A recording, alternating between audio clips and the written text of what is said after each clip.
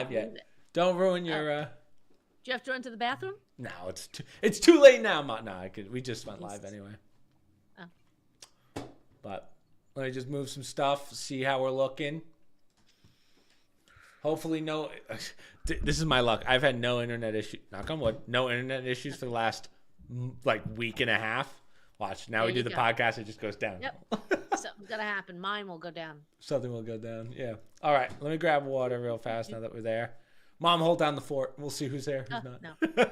Hold down the fort for 2 seconds, Ma. I'll have to do my Mission Impossible song again. Yeah. I wish there was a way that I could show you the questions and stuff, but whatever. Yeah. Let me move this over so we have a full chat. Okay, we're looking good now. We're looking good. We are finally live. It doesn't help me if I put yours on. Oh, that just gives me both of us. Yeah, it really doesn't. It really does not, Mumsy. Well, how do I get your screen? I haven't posted my screen yet. I just want to get some water, and then we're good to go. Chop, chop. I'm speeding. Oh, that is a sad-looking chair. Look at it. It's all peeling and Don't make fun of the chair. You should green screen your chair and make it look like a really nice new leather chair. It's not that bad. It's like a piece of junk. It's not that bad. This is what a professional veteran looks like. Oh my god. This is what happens when you've been using it for... This is called hard use, mother. Don't act like yours is so much better. It is. Mine's in pretty good shape. Anyway, how was the week, Mumsy? We were doing a crossword puzzle today, Grandma and I. And she said, 3-letter word for exhausting. I said, Mom. How rude, mother. That's the week, okay? She laughed. That is funny. So just crossword puzzles with Graham? That's basically been the... Well, fortunately, I told you the subscription, I got a deal for a newspaper. They drop it right at the front door. Hallelujah. Right. So the puzzle's in there every day, and God bless her, she will work that thing like it's a job application. She's filling in every box. She researches it like she's got money on it. She does. She does have worth money on it. Every penny of that paper, and I do it with her. We did it at lunch today. So, yeah, it's been it's a good week. Good week. Uneventful. My week was pretty good, too. Thanks for asking, Mom. I did. I was going to ask you next. No, you weren't. Don't lie, Ma. You don't care about your kids. Don't tell me the highlight was the egg that you told me about yesterday. That egg was on a whole nother level. The mayo egg was on a whole nother level. I mean, the hard part about that is the recipe's designed for 1 egg. So if you were making 3 eggs, right? Like let's say 3, you'd have to adjust. Hello, Diana. You'd have to adjust the amount of mayo. Yeah, well, not really the ingredients. The mayo, it's 1 ingredient, right? It's 3 eggs, mayo, but it would be a lot of mayo if you were to add up the 3 eggs. So. Well, you would multiply it by 3. Ma, stop yelling at me. Mom, stop yelling. This was a hard recipe I had to follow. Oh my gosh. Yeah. But it's like a good kind of meal supplement. What's up, Faith? It's kind of like a good quick snack if I need something in between meetings or in between whatever. So bring it to Souffle. Put I on will. Your other podcast. No, someone asked us to do rice pudding. So I think Grandma? No. Is that Grandma? Well, on Souffle we'll do the rice pudding instead of a full meal, especially with Uncle Jerry's shoulder. So we'll do something easy, ideally. Simple. Yeah, keep it pretty simple. So that's kind of the plan. We'll probably record that on what's today? Today's Saturday. Probably not tomorrow. Probably Wednesday. So yeah. Okay. We got a lot of articles to go through today, Mom. We got a ton. You didn't send me yours. Yeah, I didn't. As I said last time, Mom, I like hitting you with the. Blind with Christopher's email. I like the surprise element. I like you being completely sideswiped. It's preparing you for Congress someday when you get blindsided with questions. Right. Confirmation hearings, firing questions. Yeah, firing questions. All right. Me just yelling at people. That won't go well. For those of you who are new to the live versions of the podcast, or if this is your first time even at the podcast, Usually, Welcome. welcome, of course. And Welcome. usually what we do is we'll go through the article, we'll talk about it, and then we'll give it a little bit of time for anyone to have any questions, opinions, rebuttals, however you want to do it. So And teach us stuff. We learn a lot of people from people sometimes. we do, but we don't care about your opinions. I know. When you tell us We learn things, things from we don't people. listen. Yeah. Try to Oh, think. stop. That's not true. Maybe you don't. Mom, they're all lesser. No. These peasants. No. Get your own podcast. No. Yeah. I mean, I don't know. I kind of line these up based on kind of how you sent them, but also I feel like I have a good flow here on All the. right. I'll go with what you have because yeah. I don't even remember all of mine. Well, the big one. I mean, we don't even really need an article for it. Let me just. Boom. And then let's just make sure that this is good. Boom. Yes, we're good here. Sweet. Why is this like not centered? Huh. Interesting. Hold on. Can I center it? No. It's fine. Whatever. Remember. But I think the big question here from last week, because we talked a lot about the war going on in Iran, obviously, is the Strait of Hormuz. Is that how you pronounce it? I always thought it was Hormuth, but I guess not. The Strait of Hormuth. I was like, I don't know. It just sounds way better. Who put a Z in there? Who the hell puts a Z? So It's a Middle Eastern name. What do you want to tell you? Hormuz. But Hormuz. we talked about last week about the mines that are in there, the boat sinking mines. Now, I also didn't realize how much of a change that this has caused in that strait. So also, there are so many boats that go through that every day. I did not realize how many boats go through that. It is a very important sea or like slew of ports, I guess is the right way of putting it. So just since this happened, right? 20 ships since the war started, 20 ships have been bombed, right? Just blasted. And 97% of the ships going through this place have ceased to go through. So, I mean, production, I guess, is 97% down when you kind of break through it. Break it down, I should say. Also, I saw an art. I don't know how true this is. It's not really production. It's the transportation of it. Sure. I mean so many countries go through there. Yeah. Yeah. So many countries go through there. It's a huge port, which this is what I mean. I'm going to be honest. I never really heard of this place until this war started. But I know that over there, a lot of oil goes through there, a lot of food. But Iran has basically shut it down. There's really they're slowly letting people back in. Like I saw, I think today or yesterday, they just allowed Japan to go in or go through. So they're kind of picking and choosing who's allowed to go in and out, but no U.S. or no allies of the U.S. So we only get 4% of our oil from Iran, if that. So this is why I don't know why it means so much to us, but I think you can explain that a lot better. So not necessarily. Only to say, I know the president came out this week and say, "Hey, we don't need it at all. We'll secure the area. Let NATO go in. Let UK, let France. They're the ones who all need the oil. So why are we doing it?" I mean, he's really thrown the gauntlet down a lot of these NATO nations that are, we don't want to get involved. We don't want to do anything. Okay, well then you're not going to get your oil because we don't need it. The small amount that we need isn't going to cripple us, and we really did it because of the threat to us from nuclear attack. Right. We didn't do it necessarily for the oil, but they've had such a control over the oil business. I mean, that is Iran. Do you know anything else from Iran? Other than nuclear weapons, or terrorism, and oil. That's their whole the bulk of their economy. I think you and I triple it. I think you and I talked about this on the phone. I don't remember if we talked about it on the podcast last week, but one of the things that they say, this is where Trump's big brain play comes in, is Iran gives most of their oil to China. Right now, we're in an AI race. That's not really, considering that the CEO of Supermicro co-founder just got arrested for selling those $2.5 billion worth of NVIDIA GPUs to China's government. Yes, we talked about that, yeah. I think this more so cripples China than anyone else. I'm sure they sell oil.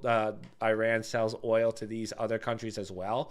But I don't think Iran is like a major, major player. I would think that Saudi Arabia is. I would think that I'm sure Russia's selling a lot of oil, so especially to China, I'm sure. So I wonder, like, not to sound rude, but what does, to your point, what does Iran have?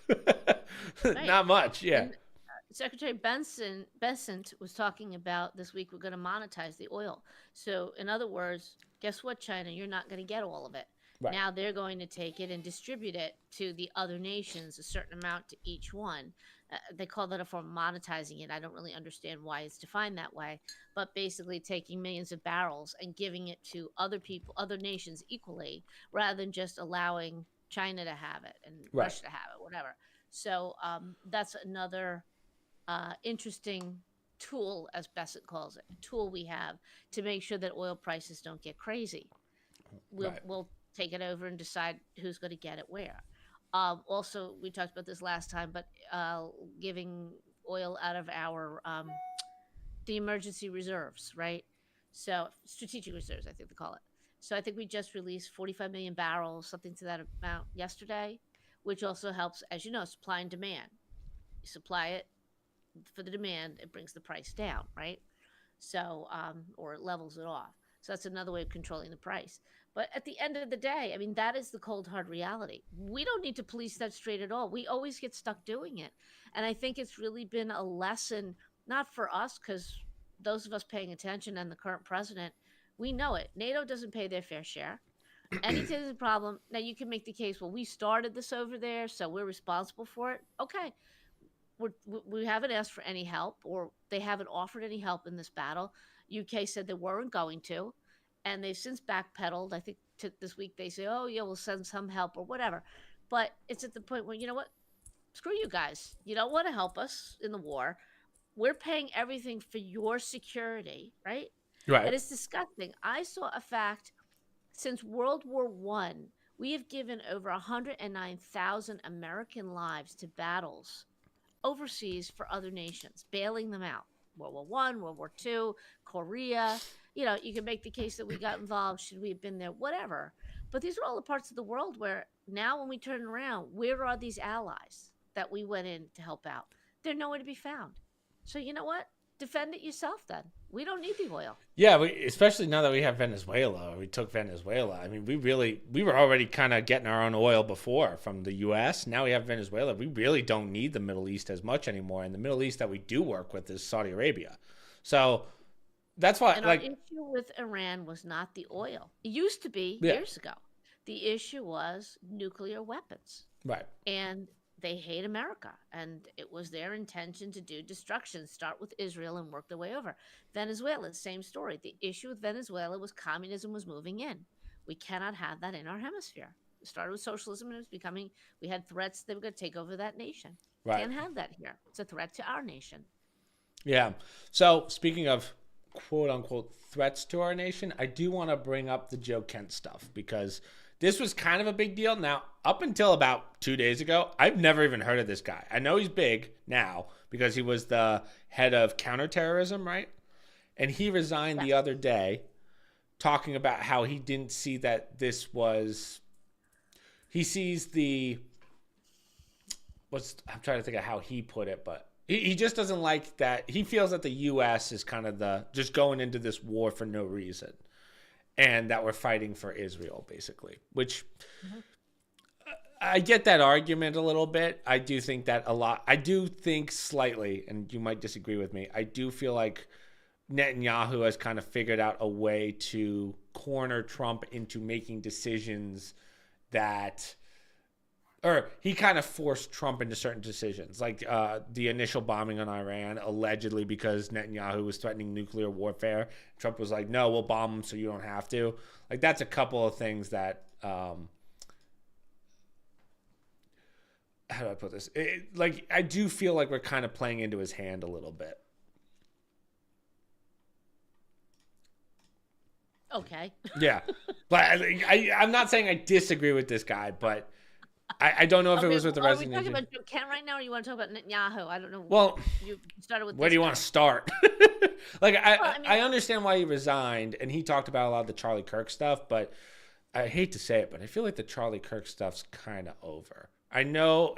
Listen, Well, they're trying to tie it to Israel. right, Remember when he was first assassinated, you had said I think Israel might be involved, or there's some possibility that Israel was involved in the assassination of Charlie Kirk. right.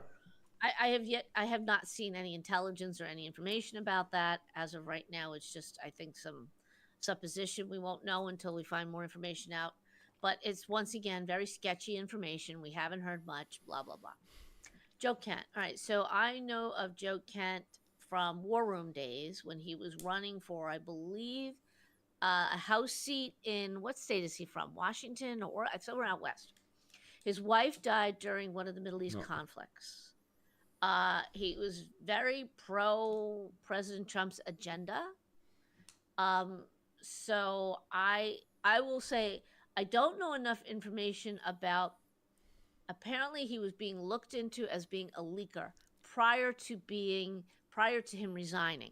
So they weren't making it sound like they were trying to make it sound like, oh, they're going after him now because he went against Trump and resigned. My understanding is he was being investigated before this. And now after the war, he has decided to resign. Makes you wonder, you have to question, is this his cover to say, oh, I was Right. let go because of this? Or is this timing on his part? Like he knows he's wrong and he needs an excuse. Well, I think one of his Whatever. big arguments, like when he was on Tucker, right? He did Tucker Carlson's interview. He was basically saying that there wasn't enough grounds of information to actually go in on Israel or on Iran. Sorry, and I think I always forget the name of the lady who's the Tulsi one that Gabbard? no that does the press conferences. Well, Tulsi Gabbard was one of them, but the Oh, blonde lady, Levitt. yeah, Catherine Levitt. Levitt. She said no. The president clearly had enough information to go in. There was enough people saying yes on this, but also we've heard Tulsi Gabbard wasn't a fan. Pete Hegseth was a fan of going in on Iran. There was a couple other names in there that they were against or for. It was like it's kind of a great schism in Trump's cabinet right now, to my understanding, or from what I'm hearing. And he was one of the people that was kind of anti this Iran thing, and he's anti. He's the head of the counter terrorist group. So I would assume that he would probably know just as much as Trump, if not more, considering. So I would think that this guy has quite the bit of merit to say, hey, we probably shouldn't be going in on Iran when this is Israel's war.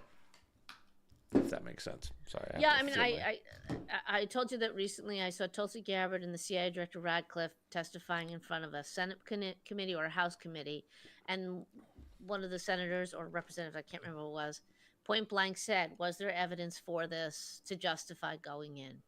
And both Tulsi Gabbard and Radcliffe said, we can't discuss that in an open forum. We could do that during a classified meeting. Tulsi said, I give the president all the facts. And she basically said that there was justification that Iran was a threat, an imminent threat to the United States. Yeah. Radcliffe basically said the same thing. Now, they just give the information to the president. That's their job. It's not their job to make the decision for the president. It's up to the president to decide what, give me the information. I will make the decision based on what I've campaigned on and whatever. Trump campaigned on being the person to end wars and not wanting a forever war. So far, he's followed through on everything else he said he was going to do, for the most part, right? Having said that, I believe that there's more information there than we're aware of. Now, for younger people, Joe Kent's a lot younger than I am. I can understand. We've had, I'd say, a couple decades of younger people who may not fully appreciate how long and how deep Iran has been a threat to the United States. And I've lately been reading comments from people on articles that will go all the way back to 1977 when they held 40 some odd American citizens hostage for 400 days in an embassy. It was a shit show every night on TV. Okay. And they've done shows about it.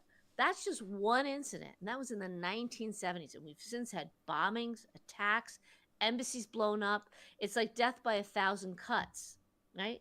Let alone we get to 9/11. And that's the most recent. And that was like, well, not the most recent, but that was 20 some odd years ago now, right? You Hmm. were a little kid. So it's easy to say, well, I don't see enough right now to justify it. I don't need to see it. I'm fine with it because I know it's been death to America, death to America. And it deeply concerns me that we've had people in this country now chanting that. We didn't have that in 1977. We Hmm. didn't have that in 2001.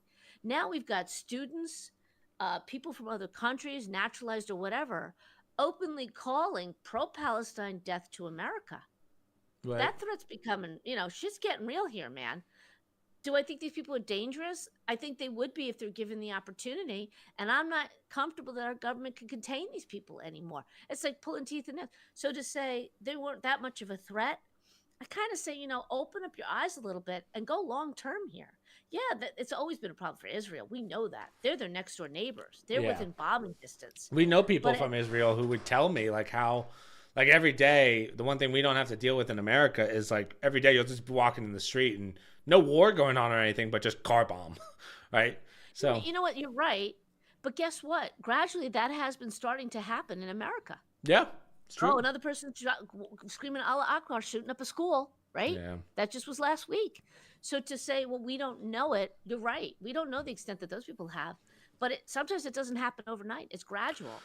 And for somebody of my age who remembers as a little kid watching the embassy on TV and all the things that have happened, having people we know who were killed, acquaintances on 9/11, I'm like, what's the question here? My other, um, the other one that you're talking about, or kind of falls under that, the terrorism, the guy that drove into that church recently. Yep. Remember, we just found out that his brother was like one of the top three military guys of Hezbollah or one of those in Lebanon. So yeah, I mean, we're getting to the point where these sleeper agents, if you want to call it that, are becoming more common. I guess I don't know, Yeah. but I think that one, I don't know if that was so much of a religious threat than a you killed my brother threat, but I don't know. But we've been so passive. Yeah, it's true. If you and just to, again, you guys were little, and I don't know the age people. Some of the people might remember this who are listening, but 9/11 immediately was don't be Islamophobic. We got to don't attack the Muslims. That was immediate. Like the next day, everyone's like, forget just because there's a couple bad ones. It's like everyone was so afraid to address or wake the giant in the room, and now we have a Muslim leader or a Muslim born individual in New York Yeah. City, the mayor. We've bent over backwards, blah, blah, blah. I'm not saying there's anything wrong with this, but now we're at the point where we're chanting death to America in these cities. Did we learn nothing from how many years ago? We're too passive. And now when somebody takes a stand and says, we've had enough, right? We had enough. We're not doing this anymore. ICE is going to get these people out, look for the sleeper cells of the FBI. And if a country is an imminent threat, hey, if it benefits Israel, I don't care. I'm not going to do it for Israel. If it benefits them, great. But when you're chanting death to America, and I believe at some point they're never going to let it go, we will eventually learn whatever evidence he looked at. And people can decide, was it really an imminent threat or not? You know what? I don't even need it to be an imminent one. For where I'm sitting, it's been going on for 30 30 years years, now, yeah. if not longer. I don't know if this was true, but I heard a quote that even Bill Clinton said, "I wish I had done it back then." Yeah. I saw that. I think you sent it to me. But yeah. 1983 when Yeah. they bombed the U.S. Embassy. Yeah, I wish I should have done it then. Yeah, maybe you should spend less time on Epstein Island and more time defending America, which was your job as president. Right. And also parlaying into the next article, I mean, it's not like these Iranians even see their own people as like we're also forgetting, and this was like a flash in the news. Before this war started, they were having a giant civil war. 92% of the people in Iran don't even like the leaders of Iran. Plus, Yep. there's a lot of videos that you won't see in mainstream news, but of the Iranians thanking Donald Trump for bombing the regime because they don't like him. So, this one you sent to me, which is crazy, during the mass murdering of their civilians, to say the least. The 40,000 civilians that they killed. There was a 19-year-old. If you want to take it away, give everyone the details. Well, it was him and two other men. He's a wrestler. I don't understand, and I don't know the wrestling, but well-known wrestler for Iran. They executed him. He was part of they say it was part of the anti-regime crackdown, right? Hmm. And he was publicly hanged with the other two men. They tortured them to confess to the capital crime of waging war against God. Okay, that was the That's crime. pretty crazy. They were part of a riot, and they claim that they did not attack. I don't know if the police officers were, or whoever their security forces during this attack. I don't remember if they killed the men or they just attacked them, and that's how they justified arresting them. There was a sham trial, which was basically no trial, after 2 months, and then just decided to execute them. I'm sure it's no coincidence that I believe a few weeks ago the president of the United States had said, "Stop executing your people. This is getting out of control, or we're going to attack." And they broke all these rules, so it was almost like an in your face to the president of the American state. "Oh, don't tell us what to do. We're going to execute these people." Um, they were accused of killing two Police uh, officers. police officers with knives and swords during a protest.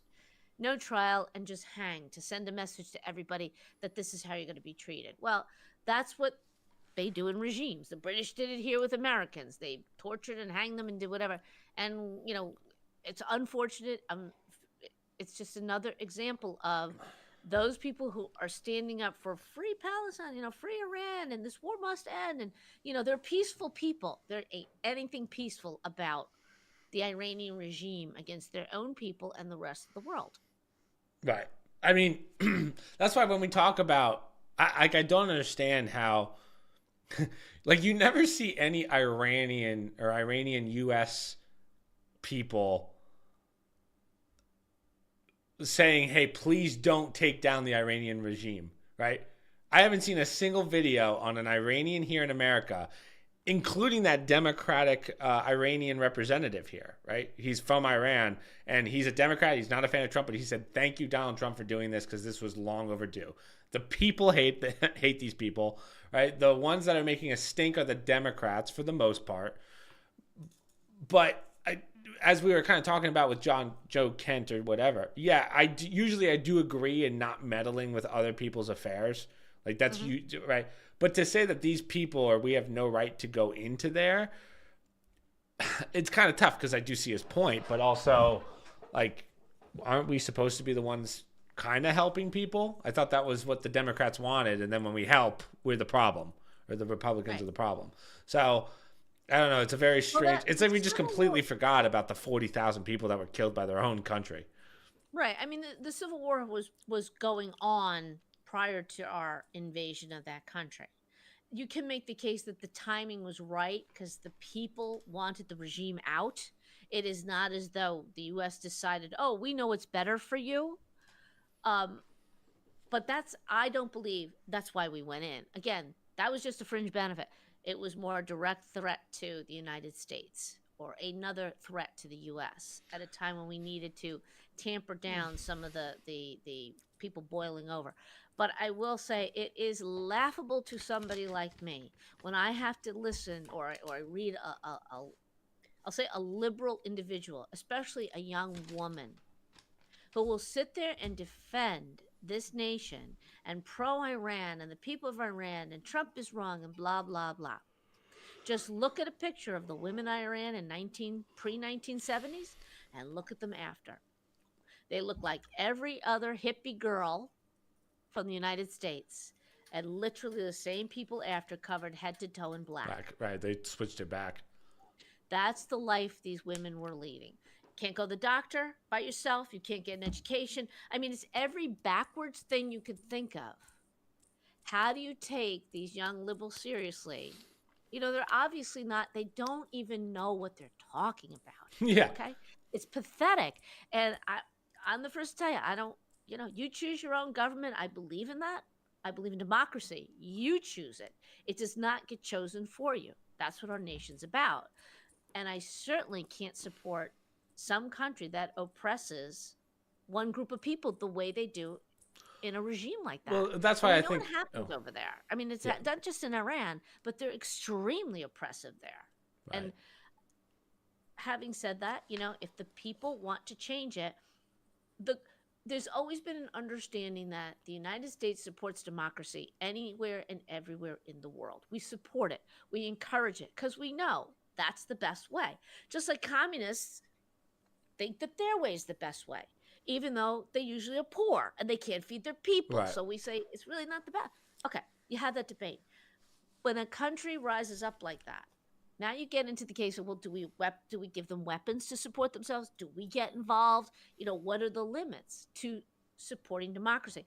That's how we wound up in Vietnam. That's how we wound up in Korea. You know, if you have to be really careful how you do it. And in this case, it took a threat to the United States for the president to say, okay, we're going in. If that benefits the people of that country, but you're going to have situations like this with this young man. Unfortunately, I'll use the term loosely, martyr for the cause. Yeah. They're an example of what happens. Also kind of go back to what you said about kind of lack of education. I mean, let's just go back to when the whole Israel-Palestine war started, right? Which, truthfully, whatever happened to that war? I mean, you can make the argument that that's what's going on right now with Iran, but we haven't heard about the people from Palestine in quite a while. But that's kind of besides the point. When it comes to, I heard Hamas recently complaining against Iran. Yeah, because a stray missile hit. Yeah, over there. yeah, I saw that. But it kind of goes back to lack of education in the sense of, remember how many people who were part of the LGBTQ community were going for gays for Palestine? Yeah. Right? Not understanding that in Palestine you would be executed for being gay. It's like helping your enemy. I don't want to say enemy, that's not the right word, but these people don't like you. You would think, like, it doesn't make sense. It's like, I don't even know. I can't even. There was a supermodel, I think it was either Bella or Gigi Hadid, who's, I think, a family is from Palestine, right? the Middle East somewhere, maybe Palestine, who came out, a while ago, not recently, but, oh, we have to support, how dare we, we have to support the Palestinians, and they're so blah, blah, blah, whatever it was. She's very pro. And the overwhelming comments from people were like, do you realize you couldn't walk down the street? Yeah, you couldn't do it right now. Yeah. That's what I mean by lack of education. Right. And that's dangerous. Not only does it make you look stupid, but it's very dangerous when you're spouting off as a public person, right? It just highlights just how ignorant these individuals are, or how they know these things, but they just want the attention of being different, or being antagonistic. We must support somebody that hates America. Okay, you're in America and we allow you to do that. You can't do that over in other there. Places, yeah. It's easy to say things when you're in a country that gives you that freedom, right? That's right. But when you're in, the thought process of going over there and trying to do that, I mean, we were doing this for you as they're getting executed, right? Right. So, right. And that's why this individual, as sad as it is, I mean, he represents, this is how screwed it up this is. And what more than another 19-year-old to say to these 19, 20-something-year-old people who are pro-Palestine and everything else, this was a citizen of that country. It was a male, right? He wanted change, and the answer he got was a hanging. Yeah. Sad.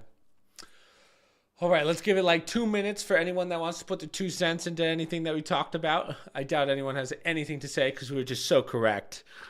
What are you looking at, Mother? I'm looking at Denise. I saw a picture of Denise Richards before and after her facelift. It was up at the corner there.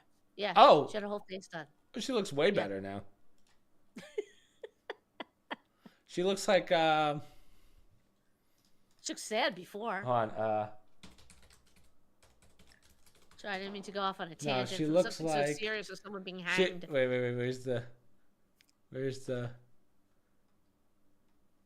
Where's the little duck guy? That's what he looks like. What she looks like. Oh, that's mean. This one. Sorry. You loved that show when you were little. I loved it. I'd still watch it if it was on. Oh my gosh. Anyhow. Okay. Any lighter, brighter news? Or is it all I got some good ones. I mean, we can move on to this one. right? The Japanese Prime Minister came over. Sane Tikachi delivers remarks during the Senate dining room. Now, I'm sure you, right? You know what she looks like, right? Yeah. You know that lady. Now you watched Attack on Titan, but the Oh my comparison God. that people made too. She looks Right, like. right. She looks. Like, people are saying she looks like. Do you remember the cart Titan with the long face? Yes. I was like, wow, that's messed up. But went well. The whole thing with Trump went well. Now we got to bring up the whole Pearl Harbor remark. Joke. Yeah. Now it was kind of, you can hear in the room where everyone was like the first joke that he made was good. Then he said Pearl Harbor, and you can hear everyone go, oh. Right. I don't know if you watched the video, but it was like, wow, way to not the best of jokes, but. The prime minister, she doesn't really have the best English, right? Okay. She doesn't really speak much English, so I don't think she knew what he said. But that's a toughie. I was like, damn, not a good look. To that one. Yeah, but I did find it funny when when they went to the Hall of Presidents. Yeah. And Joe Biden's auto pen is in there, and she just starts dying laughing. I wish it showed it. Let's see if I can find it on Twitter. Oh, speaking of, not to go down a path here, but did you see that Robert Mueller died yesterday? Yes, I did. I don't like how happy you look when saying that. No, I'm not least happy, but the minute I saw that, I said, oh, good. Now they have somebody to pin the whole Russiagate disaster on as all the facts come out. So he'll be the scapegoat. Why am I watching your video game? No, that's what's on Twitter. Oh. Yeah, here we go. It's right here. Ready? She looks at the auto pen. Ready? Going across. Laughs at it. The auto pen. But yeah, well, she knows enough about our politics to know what the joke is with that, right? Yeah. They do pay attention. During the state dinner at the White House. I mean, she's loving it, but I don't know if they have it. But it was kind of in, I don't want to say poor taste, but it was kind of a bad joke. I just want to take a minute. I don't know if I've said this on the podcast, okay? I draw a line on all the gold in the White House. I think Trump took it way too far. That is the gaudiest looking fireplace. And I would not be adverse to President Vance coming in and saying, let's get rid of that stuff. I'm surprised Melania hasn't said anything. I don't. She may like that look. I don't know. But, it's too much. It's too much for our country. He took it too far. And I don't like it. It's my house, the people's house. He can leave it there while he's there. He's president. But it's got to go when he's I'll take it down when I'm in, Ma. I'll take it down. Okay. The gold's got to go. It's too much. Now, here's a question. Is it real gold? Can't be, right? I doubt it. I doubt it's that much gold. I'm sure it's quality stuff. Don't get me wrong. It's just... the Oval Office, I'm like, it's gaudy. It's just too much. And that's, it doesn't befit our nation, which has a little bit more simplistic back in colonial times, the White House and everything. It's just over the top. Did you watch this video, though, of when he made the Pearl Harbor joke? No. You can hear, right? Listen to this. You could just hear everyone go, oh. Thank you very much. Japan's JJ Press. Japan's biggest concern is... Who knows better about very hard, and we didn't tell anybody about it because we wanted surprise. Who knows better about surprise than Japan? Okay? Why didn't you tell me about Pearl Harbor? Okay? It's like he's like, that was a swing and a miss. But she doesn't really know English, so it's kind of like, She probably wasn't alive when Pearl Harbor happened. She looks like she's about my age. So we weren't alive for Pearl Harbor. Well, we have nothing to do with it. Hold up. I don't think that's true. I think she's... How old is she? Let's see. Japanese Prime Minister. Put this way, Grandma was a few years old when Pearl Harbor happened. Oh, good point. Good point. Yeah, I mean, it's... She's 65. Yeah, I'm 61, or will be 61, so we're about the same age. Don't date yourself like that, Ma. Don't date yourself. You look like the cart Titan too. Which Titan? You look like the ape Titan, with the long arms, the weird body. I I told Matt Sprague that's what he looks like, the ape titan with the long arms, but like the weird body. But yeah, so. Oh, who want to go with? Let's do this one next. This is the video I told you about. The bomb guy, the news reporter that got bombed. Yeah. Yeah. I don't know if I can show this on YouTube, but let me just show you guys. I got a lot to say about this because I got some questions. Ready? So further rocket attacks were reported against Nahariya and admitted. Okay, you hear the bomb coming. Now I won't show it, but I just want to point this out. So now this guy's talking about, oh, this was a targeted attack. This is this and that. And don't get me wrong. I feel bad for the guy. He should never be getting bombed. But look where he is. He's in a wide open field. I don't see a building around, right? In the back there, though, right? Yeah, and that's like some kind of farm or something. And it looks like a bomb's already hit in that exact spot, right? Right. Almost as if he kind of knows that a bomb's there or something. But the concept that they think that this guy, or like that Israel purposely shot a rocket at this guy just seems very far-fetched. Why would they care about this one guy? That's what they're claiming? This guy says, oh, it's an attack on journalists and this and that. I'm like, this is either you knew that rocket was going to land there because, one, there's already an explosive there and you went into the belly of the beast. Right. Or this was a complete fluke and he just happened to be by it. Like, there's no real, from what I could tell, unless if we're behind the cameraman, there's an entire city there. That's just a wide open field in a street. Why would they be shooting a rocket there? So that's why I'm like, it's got to be a stray.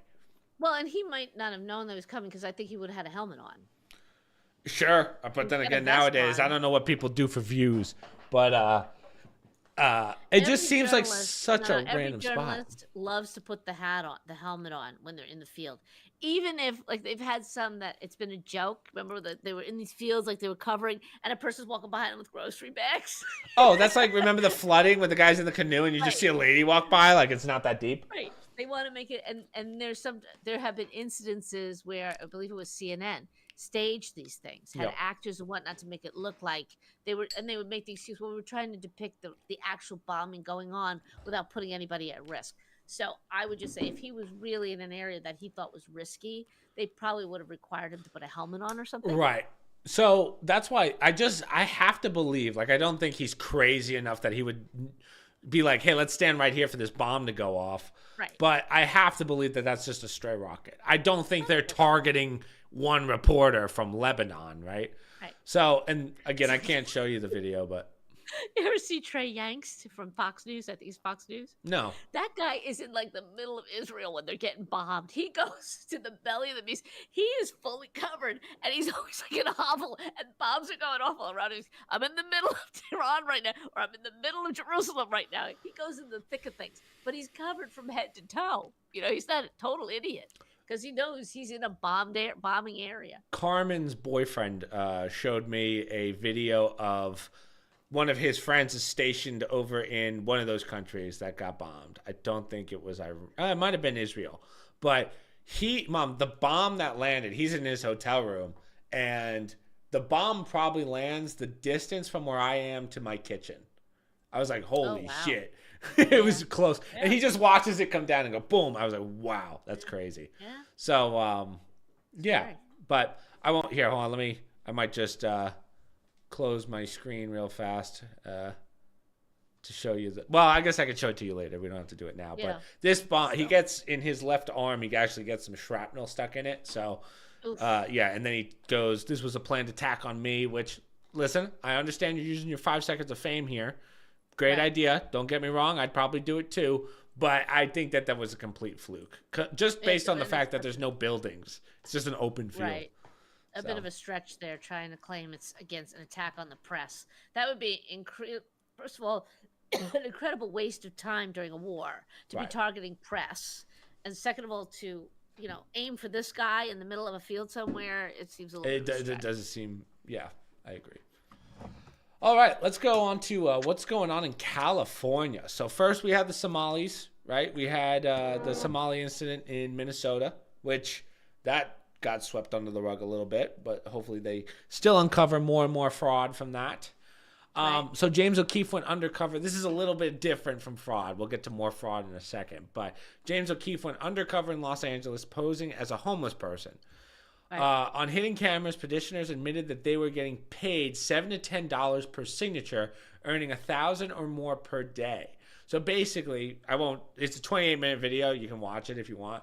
But this kind of goes to the, not just voting. I mean, the voting's not the biggest thing for the homeless here. It's more so if they want to come in and they want to get housing units in and they want to build and they need permission, right? They need certain signatures to get it. They will pay these homeless people $30 to $40 or whatever. $7 to $10 and then constantly, yeah.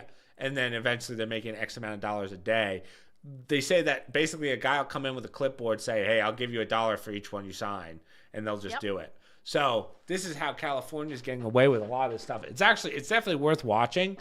I mean, the real shame is that they're making so much money and they just go right to drugs, right?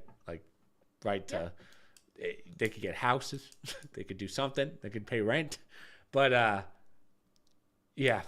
think we give billions of tax dollars to each of these cities to clean up the homeless problem, and it just gets worse. The money never goes to them. Yeah. And then when you do give them the money, though, like I was watching, I think I talked about in the last podcast, but the Section 8 housing in California and how they're just drug houses, graffitied, everything's broken. You just see people passed out everywhere. And then they go back to it again the next day. And then they go, man, why am I getting evicted?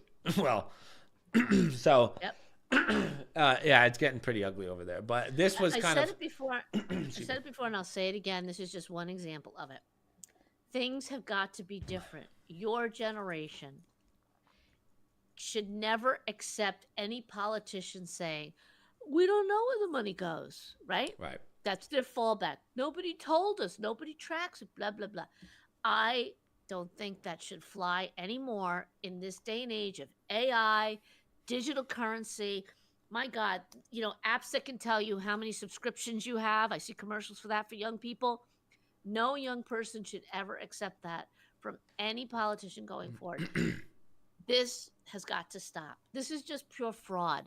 And the problem's getting worse. And it's not a hidden problem. People live with this. They get off the school bus, these little kids. They're stepping over hypodermic needles to get home. This is insane in the United States of America that this grift is going on. I understand that James O'Keefe was attacked the other day, too. There was a video. Yeah, I didn't watch that video. I just saw the highlight of it. But, you're in California where the Democrats love to help. But basically what this was saying was basically like, if this is what they'll do for homeless people for some signatures, what do you think they'll do for voting? And that's essentially what the whole thing is. But right. We talked about that last time. Things are being uncovered left and right. I just saw something before the podcast. Harmony Dillon, they've gone through, I think, 40 million voter registrations, and they've come up with 300,000 plus dead people who have voted. Right. I mean, and that's just the tip. She goes, and thousands and thousands of others. So to say, oh, well, it never happens, or it's a small amount, neither of those things are true. But even besides voting, this problem, the problem you saw with money being given out, grants for for all these housing things. And then you got the guy in New York City who wants to do free preschool. It's a joke. You're going to do that with what we just saw in Milwaukee? Billions of dollars for free preschool in New York City. You don't think that that's going to be another grift for how many organizations? I mean, they just keep doing it. And that's why I say it's never going to change until younger generations, I mean, us too, but you guys just don't live in that world anymore. And you should not accept that.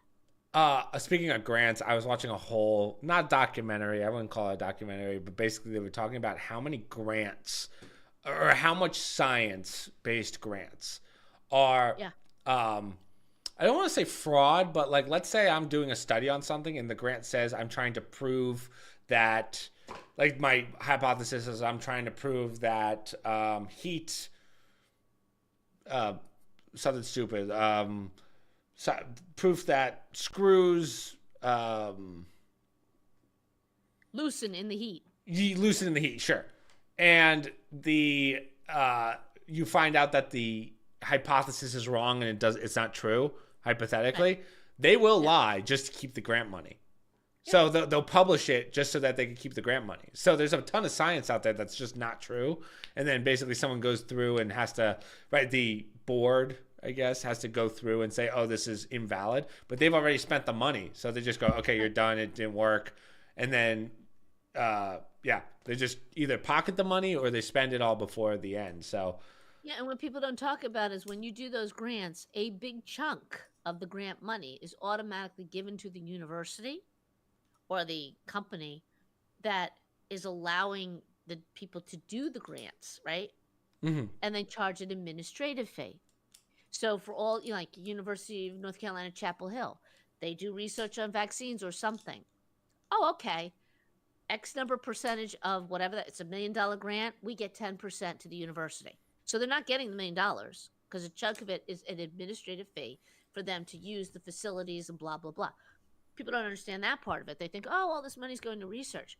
No, a big chunk of it doesn't. It lines the pockets of these universities. So of course they want to do grants. They want as many grants as they can possibly get because they make money from them. Right. So the grant thing has to be, they have to really crack down on the grants because grant money is, I would say it's almost up there with the NIL deals. Where's the money going? But yeah. So let's talk about some more fraud. Honestly, I would say fraud at a bigger level. The hospice stuff. Have you been paying attention to what Nick Shirley doing with the hospice in California? Yep. Okay. Yep. So Nick Shirley goes out to California and he's like, man, all of these hospice places, I mean, how is it possible that there's so many hospice companies, but not that many hospice people, right? Yeah. So he goes in and he finds this development and it's kind of it's literally like a motel. And he goes in there and this video is 39 minutes. Strongly recommend you guys watch this one.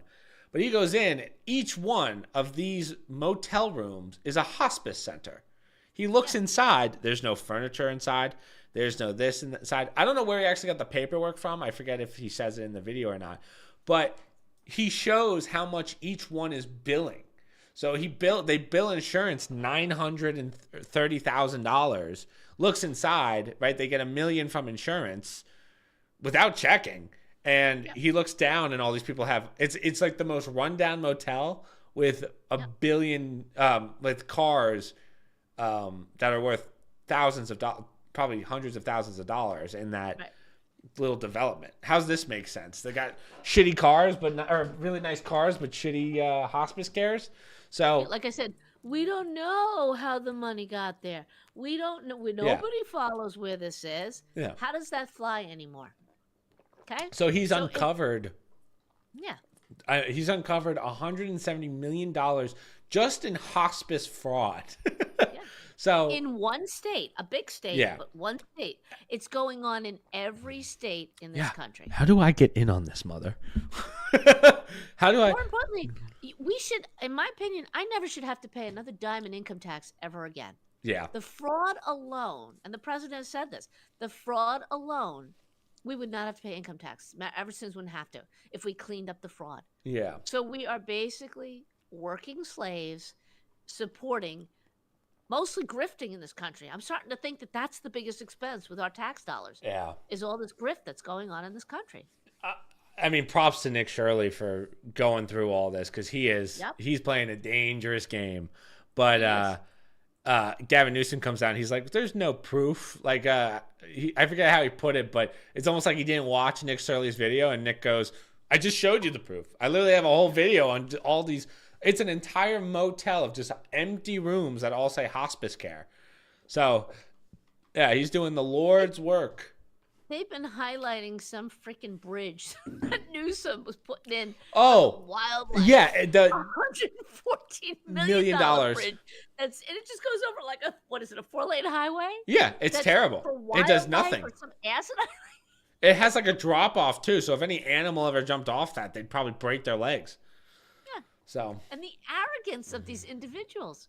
In the old days, that's an embarrassment, buddy. You've just been exposed. Oh, no, he doubles down. I'm wonderful, and there's no fraud, and the bridge is fine. It's mind-boggling. Yeah. Let's give viewers a second to chime in if anyone has anything to say, because I realized we just did a. Sorry, I'm in recording mode, not streaming mode.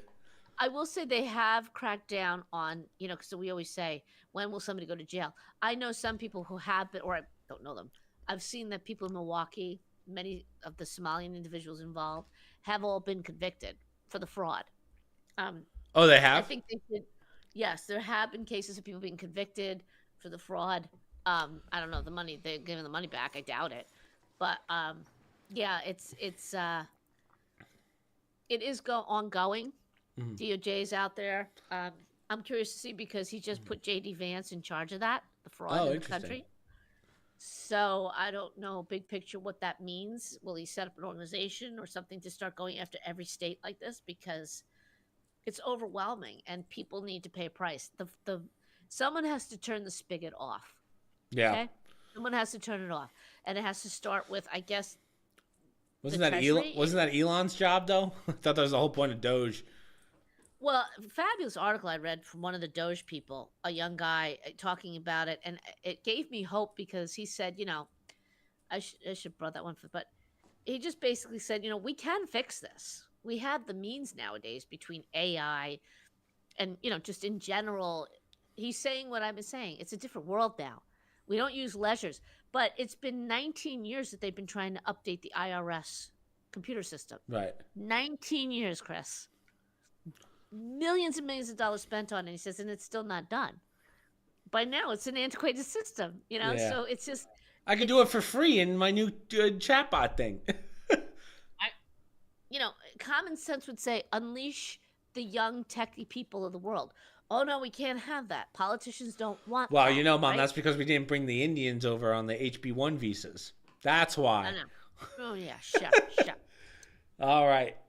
Let's do this one. Speaking of fraud, left-wing foundation bankrolls push to bring the Quran into American churches. I guess this isn't really corruption, but It's not fraud. I don't know. I mean, I have a personal opinion of no freaking way is this going to happen.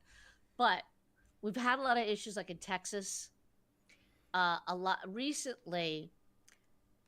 I was never a proponent of school vouchers, only because I said once you start doing that, now the government has a foot in the door with private education, religious schools, and whatnot. right. So down in Texas, and I do agree, if you're going to do it for one, you should do it for everyone. They had to allow their voucher system for people who want to send their kids to the Muslim schools. There's 3 of them that qualified. Of course, I think that's fair. If you're going to open it up to religions, you should open up to as long as the school meets the qualifications. Okay. Then I see this article, and I blame the Christians and hopefully not the Catholic churches, but I don't trust them. Then now all of a sudden we're going to start reading the Quran in Catholic and Christian churches as some sort of, hey, let's all kumbaya join hands. Yeah, no. I haven't heard about the Bible being read in mosques, but I'll put a pin in that. Maybe that's going to happen too. I doubt it. But once again, I'm kind of tired of, what would Jesus do? Well, just it's not appropriate. We've become too lax with, I respect other religions. In our country, you're entitled to it. But I'm getting kind of tired as a person who's part of the Christian Catholic Church of bending over backwards to kumbaya something that our Lord was very specific. There's only one way to get to heaven, and that's through me, Christ. People can argue that, but that's our belief as Christians and Catholics. You can read the Quran all you want to. Has nothing to do with my faith, and I really don't think it's appropriate in the churches. But it's just it's never enough. Now they got to get into our churches. They got to get into the schools. Certain religions, I respect it. You have your space. Stay there. You don't need to be in mine. You don't need. I'm not going to bother with your religion. I respect it. I know something about it. I don't believe in it, but it's America. Right, You have freedom of religion. Which one? I have to draw the line, and I'm not even talking to the Muslim people. I'm talking more to our own faith leaders. As a person in that faith, I'm telling you, we've had enough. And unless you want a schism in this church that you're never, the Christian church and the Catholic church, there's already some trouble there in the global church. If you keep pushing this, other religions in a church when our Lord was very specific. There's one way to get to heaven, and that's through me, to get to my Father through me. Ain't no Allah in that picture. That's what we believe. So I had to put this up there for people who think, oh no, we got to be, it's never going to happen and it's okay and blah, blah, blah. Oh, no. I've got organizations that are heavily funded pushing this initiative. Why? You have your own faith. Yeah, I think this also kind of comes down to the whole, not to get down the conspiracy theory point of view, but the whole idea of one government, one religion, which not here. It's never going to happen. You can't do that easily by just. Hold on. I will say the United States is based on the Judeo-Christian religion. It is. Right. Yeah. Our Constitution is based on it. Why? We just talked about Iran and women being lesser. We don't believe that here. That's a Judeo-Christian. Every child of God, made in the image of God and pursuit of happiness and can be happy and live and be equal and blah, blah, blah, blah, blah. Mm-hmm. It hasn't been perfect, obviously. We've had histories with slavery. Except for me. Oh, sorry. But we've worked towards that goal. Those are Judeo-Christian principles, right? Right. Doesn't mean that you can only be Jewish or Christian here. We tolerate other religions, meaning they're welcome. You can practice it. You cross a line when you start saying one way. Okay, that's fine. I don't really need to read the Bible in the mosque. It doesn't change my... But would that happen? Is that allowed? Doubt it. I think what would be... If you were to... I don't know the Quran very well. I know the Bible decently well. But I think we would be surprised by how much overlap there is in a lot of these books. Yes. So they're not too far off, but obviously the interpretations are different. But I was watching a whole thing on... in a lot of, not religion, but ancient cultures, they all, no matter where they are in the world, no matter what, everyone has a great flood and everyone has, before there was a moon, which is very interesting, right? So yeah, there's some conspiracies out there, but that one's pretty crazy. So that's what I mean. I think there's going to be a lot more similarities in them than you would think. But. Well, every now and then science will prove something. There are some scientists who claim that there was a major flood in the globe, in that area, Dryas. By looking at the earth samples and whatnot. Recently, I saw that there is some scientific evidence that there was an earthquake on what they think the day is that Christ was crucified. When they look at this, because remember, the temple broke. The earth shook, and the whole temple wall broke, right? Huh. When Christ died. Yeah. And now they say there is some scientific evidence. I just saw that recently. Coincidence? So yeah, you're gonna see some overlap. Yeah. All I'm saying is there may be similarities in the sense that, I can't. You're right. I'm not well enough in the Quran to say. I know there's things in the Quran that sound great. We can agree with them. There's a lot of other stuff that's interpreted as not being in conjunction with our faith. But the Quran does not have the word of God in it. Our God. It does not. I don't want to go down the whole religious route tonight. I don't think our viewers want to listen to that. You said there's a lot of similarities. Yeah. Maybe, in terms of how to live your lives and whatnot, there's some positives in both, obviously. Right. All I'm saying is one religion, mainly the one I belong to, keeps pushing something. They think that they're doing some sort of kumbaya. You got to draw the line. Now I'm saying sometimes it's okay to have distinction. It's fine. Doesn't mean lesser, doesn't mean problems, but I don't know why we keep bending over backwards to bring all these faiths together that sometimes it's okay. We all get along. I'm not saying that. I'm not fighting it. But I pulled up that article because I just was for people who was oh, that's a conspiracy thing and it's never going to happen. And here we are. We got NGOs doing it. Right. Being funded to do this, to push this. And you got to ask yourself, why? All right, let's switch it up. I hope no one's traveling this week or the last couple weeks. Elon Musk offers to pay TSA workers salaries amidst the DHS budget standoff. Let me tell you, say what you want about Musk. That's a pretty damn nice thing to do. It comes out to about $150 million a week. It's pretty nice, I won't lie. But it's nice to be able to do that, I guess. But what is the point of the shutdown? You explained it to me the other day, right? It's basically about the SAVE Act, but the Democrats are the ones that are really, this is a Democratic problem, not Republicans being the problem this time, right? It's not the SAVE Act. It's the DHS. Oh, is that not part of it? Is not part of all of it? No, the SAVE Act is a separate act to do with voting. They want to attach it to funding, to other funding. But the DHS, the Democrats do not want to fund the DHS. Why? Because ICE falls under that. They don't want to they don't want to fund ICE. That's great, but by digging their heels in over ICE, what? No, I was saying hello to a viewer. Go ahead. Okay. By digging their heels in against ICE, I don't know if they realize, but TSA is under DHS. If you don't fund that, other groups don't get the money either. And TSA is now a big deal because of spring break. Everybody's traveling in March. Right. You got a holiday at the Well, end of I this saw month, the Jewish lines for travel. I don't know if I forget if it was JFK Airport or something, but it was out to the street, up to the second floor, which is insane. I mean, yeah. I can't even imagine what Newark probably looked like, but Newark Airport must have been a nightmare too. Well, before I came on the podcast, I was reading some articles. God bless him. Trump sending ICE to the airports starting tomorrow. What for? Like people getting out? TSA and to arrest illegals at the airport. Wow. So you know what? I'm like, you know what? There you go. Checkmate, Democrats. You didn't want to fund it. The TSA people are struggling. We don't have money to pay them. We'll send ICE there. And while they're there, they'll get the illegals while they're in the airports. So I assume they're going to help TSA get people get through. Right? But why would the security, illegals be in the airports? because the airports were loaded with them. They were Why? all living in there. Oh. Why? Because we brought so many in. They came in airplanes. When we went to Newark, we were traveling. I don't know if you were with me. All upstairs. They were all just sitting around. That was like a couple of years ago when Biden was still in office. I didn't know that. No, I don't know. They're still doing it, but they travel, right? They don't need any information. They were getting on planes with nothing. No pen, nothing.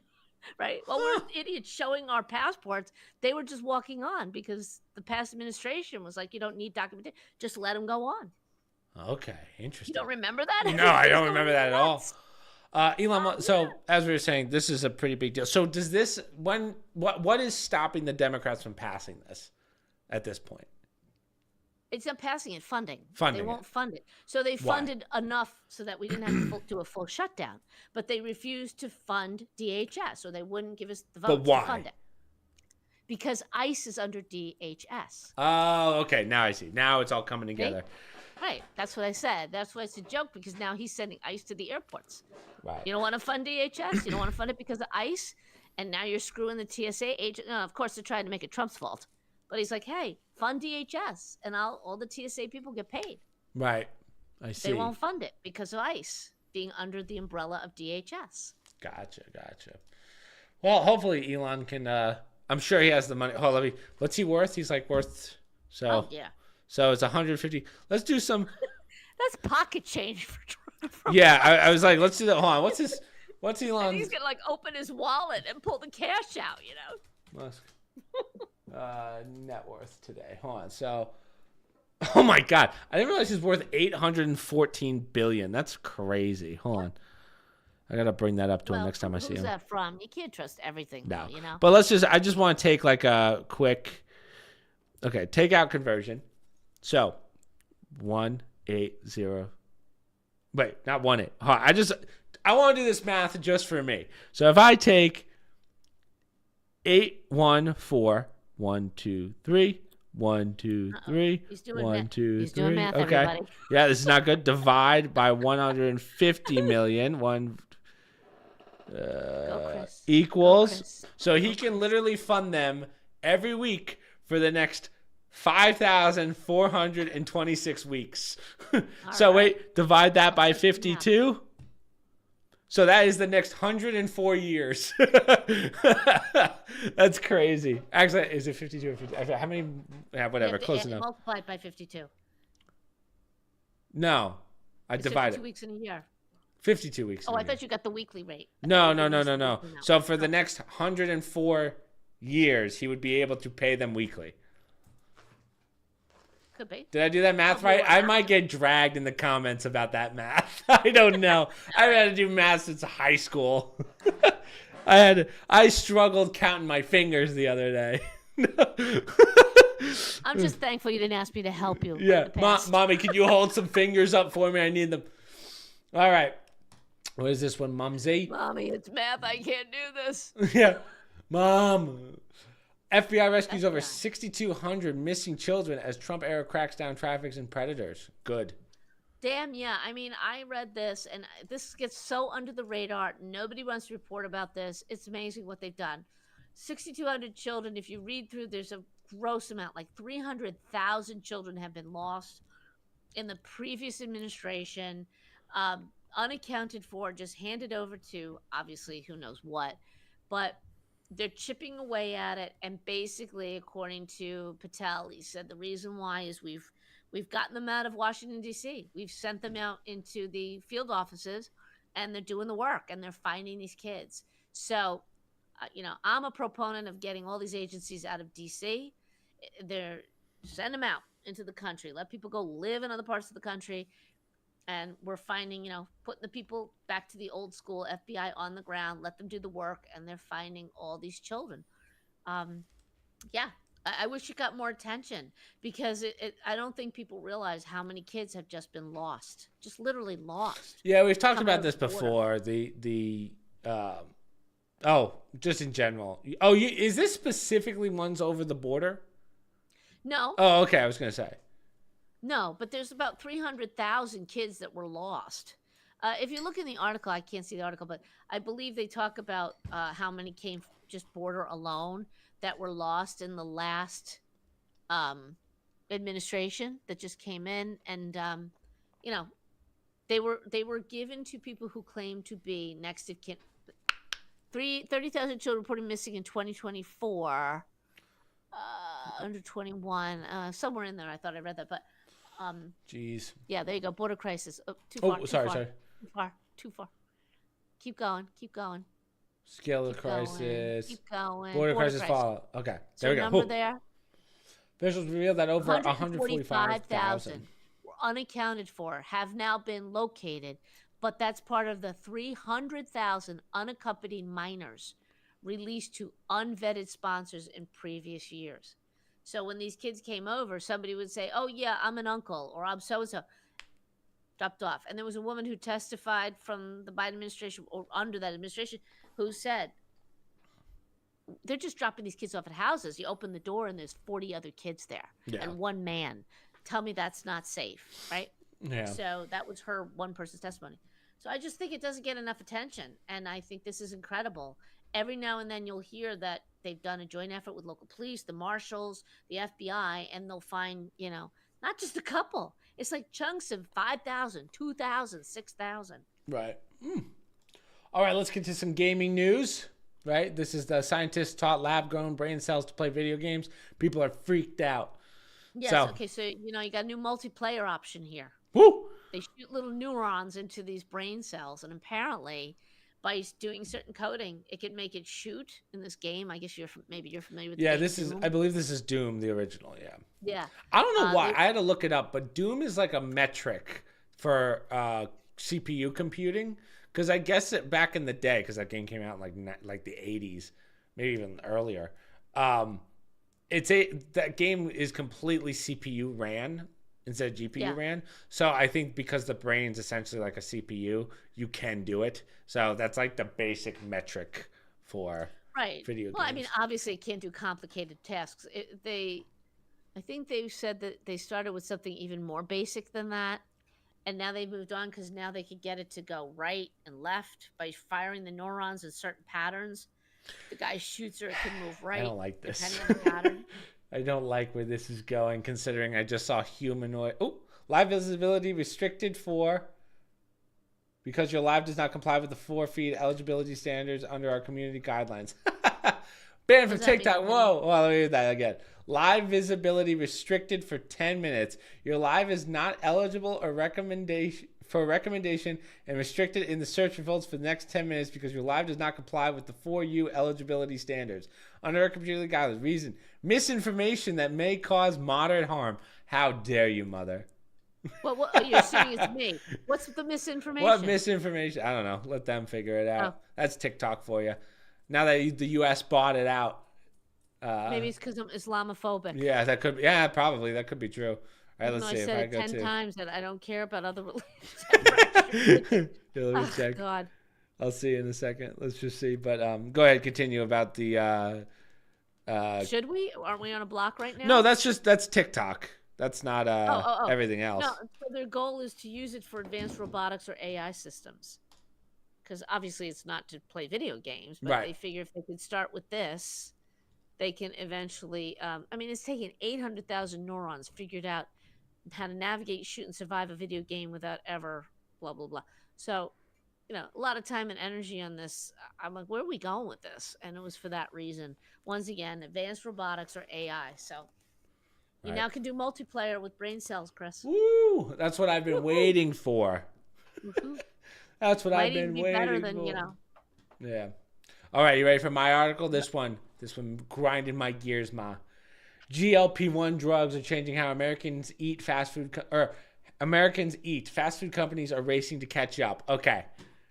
So basically, this is talking about how GLP-1s, take it, Ozempic, whatever GLP-1 you can think of, right? That's helping with weight loss, right? These fast food companies are essentially lowering the serving sizes because they're assuming that most people don't want to or don't need to eat as much, so they're holding their product back, right? So let's make smaller portions. Mom, let me tell you, if I get something from a fast food restaurant and it's the same price and I get less, I promise you, I will do an attack on Ozempic. I will take everyone This out. is why Michael orders like 5 fish fillets because they're trying to small. Like, look at that, Mom. If someone ever gave me a small drink like that, look at that, 1, 2, 3. If I can count the number of fries, I'll lose my mind. So that's not a hamburger. That's a slider. That's a slider. That's disgusting. Look at that syringe. That's like this big. What the hell's in the glass sticking out? That red thing. What is that? This is French fries and ketchup. That's what I mean. It's like 6 French fries.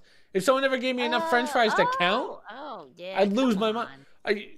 You'd see me make a scene in the restaurant immediately. Yeah. So Ozempic, basically, that's essentially what it is, and then it explains what GLP-1s are because that's what they have to do. And I mean, it said that 70% of users at fast food or people at fast food restaurants, 70% of them are on GLP-1s and are restricting their calories. So they just don't eat. They're not even that hungry for fast food anymore. So I was like, okay, what's the point? Yeah. So unbelievable. Yeah. The GLP-1s are getting a little nutty, to say the least. Well, when you read all the side effects and who should not be taking it, we were watching an Ozempic commercial yesterday, and I'm listening to everything. If you have thyroid issues, if you have this, you have that.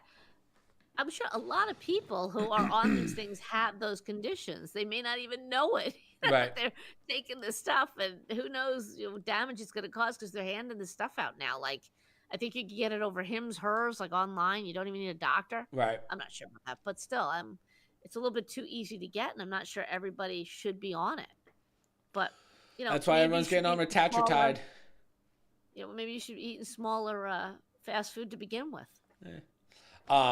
Yeah. So I saw one thing that I was watching Survivor the other day with my aunt and uncle, and on there was like an antidepressant, and you know how at the end it talks about like all the side effects, and literally the first one they go is you could be more depressed. I was like, well, what's okay? Yeah, why am I taking this? Side effect, you might get more depressed. Okay. Yeah. And my best is if you're allergic to this, stop taking it. Yeah. Oh, okay. All right. Yeah. So what do I do? To know. What do I do? But yeah. All right. We'll open the floor to any questions that anyone has. If they have questions, they're more than welcome to ask. I have to see if. Don't ask why we got a strike from TikTok. Yeah. TikTok gives me a strike for the dumbest things. They're always like, we want more gamers to play games. I play a new game called like a horror game where I was doing Resident Evil. They were like, this is too tough for TikTok. I was like, okay, well, that sucks. Yo. So don't blame me all the time. You do it too. Don't blame me. Laffy, Not my fault. What questions do we have, Laffy? Laffy's going to have drunk questions. Let me see. If you see one that says, when are you going to make the rice pudding? I'll run up and tell Grandma to get off the internet. No, Blue Ninja actually asked for that one. When are you making a rice pudding? Yes. I swear to God, I told her at dinner that I was doing a podcast tonight. Right. You got to put makeup on, right? Really? Smoking like it's your mother. That and you're wearing black. Do you get dressed up? I go, Mom, Chris comes in his pajama pants and a tank top. Yeah. No, I'm not getting dressed up for this. I didn't even shave. Oh, no. Don't tell her that. She goes, could you put a necklace or something on? I go, no, Mom. I I'm don't wear surprised that she's as a not necklace." constantly watching while she's. If she could get down here, she would. Well, yeah, when we did the cooking show, Grandma stood over us as we did. It was remember- funny. She was lurking in the background. You could see her walking in the back of the kitchen. Oh, The yeah. shadow in the Yeah, background. oh, that's right. And I edited it, but Grandma sat at their table and just watched. I was like, this is weird. Oh, okay. Oh, it's it's not okay. Something to do.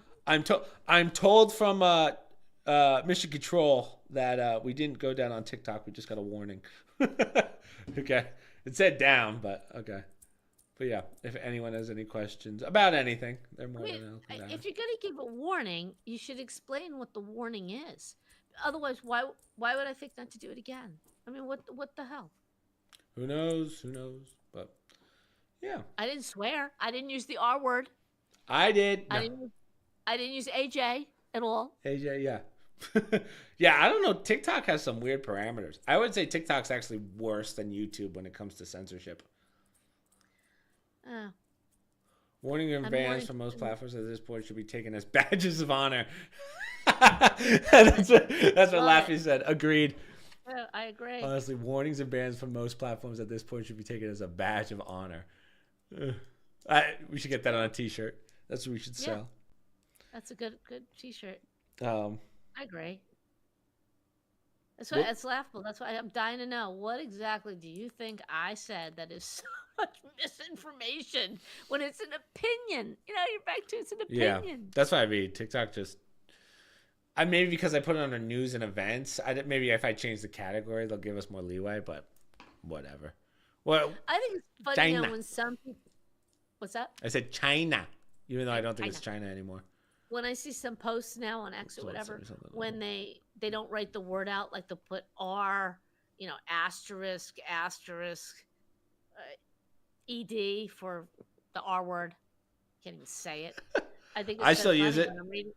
when I'm reading it and I go, why are they still doing this? They could post that because other people do. Some people just have that habit; they refuse to do. Oh, we know that from, that your other podcast friend who will still watch what she says. Yeah, she doesn't want to Jen. Yeah, Jen.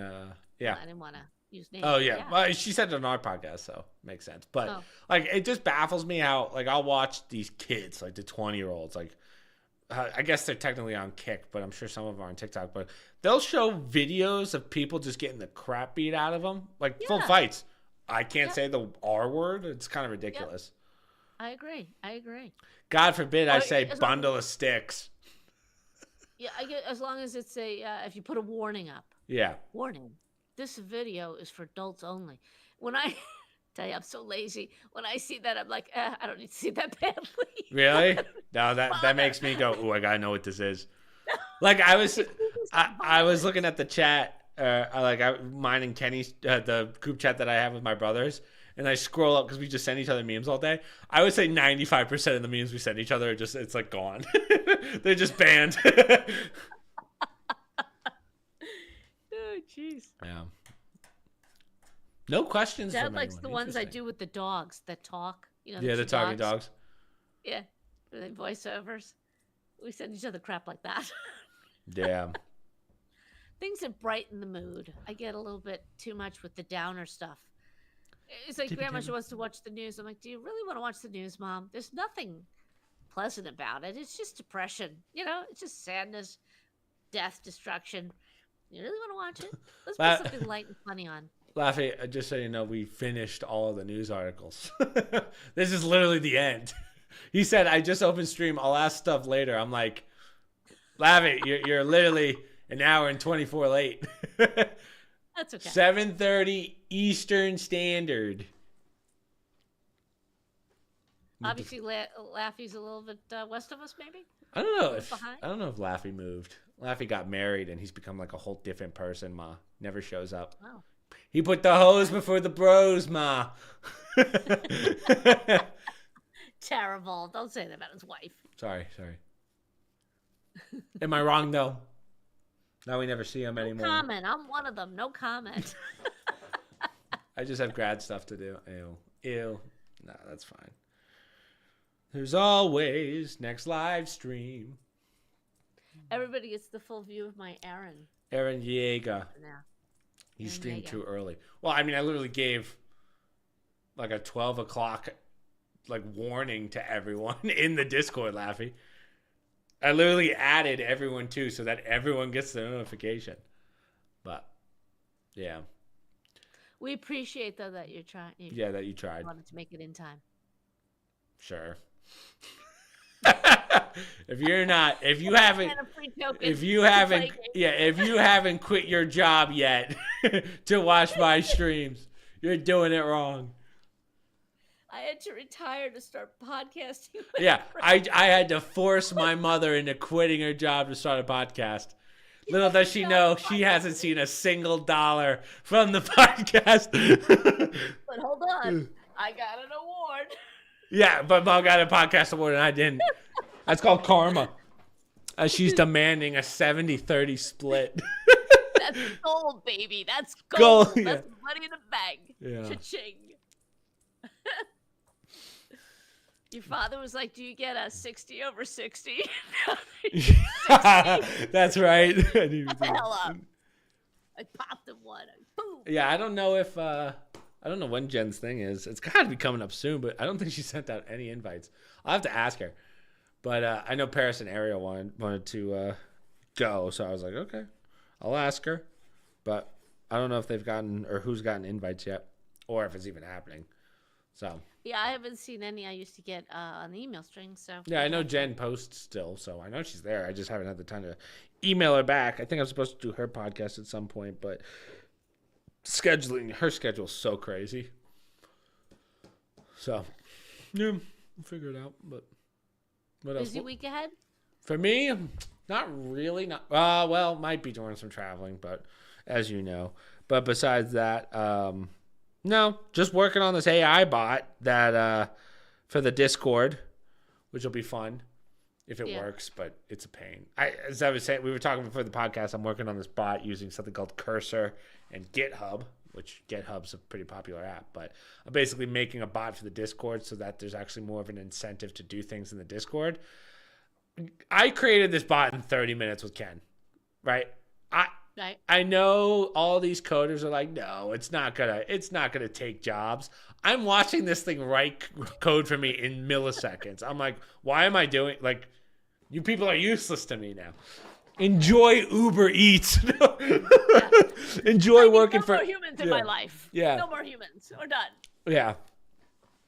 Well, I tried to find I was like, hey, can you, because I'm trying to make what's like a pancake token, right? And which is just a picture. I was like, can you just make me a pancake token? First try, it just comes out with something perfect. I was like, I'll use that. It's crazy. I was like, I don't need, yeah.